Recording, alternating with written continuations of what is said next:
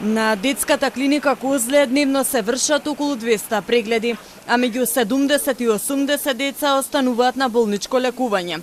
4 до 5 од хоспитализираните имаат потреба од кислородна поддршка, но како што информираат од клиниката, сите се во добра состојба. На клиниката се лекуваат пациенти од најмала возраст, од новороденчиња па се до ученици и тинејџери. Од клиниката очекуваат зголемување на бројот на прегледи со почетокот на второто полугодие од учебната година. Директорката Бошковска апелира децата со симптоми на грип да останат дома, а во училиштата строго да се почитуваат хигиенските мерки.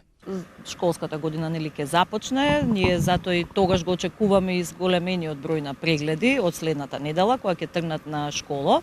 Што значи тоа? Да не одат во школа и оние деца кои што киваат, кашлаат, дури пред да имаат и температура, затоа што и ден-два пред почетокот на симптомите децата се заразни. Инкубацијата е кратка, така да доколку едно дете било во контакт со други деца, се очекува во наредните денови дека ќе заболи од грип. Второто полугодие започнува наредната недела, а министерката за образование и наука Весна Јаневска смета дека нема потреба од негово пролонгирање и покрај зголемениот број заболени.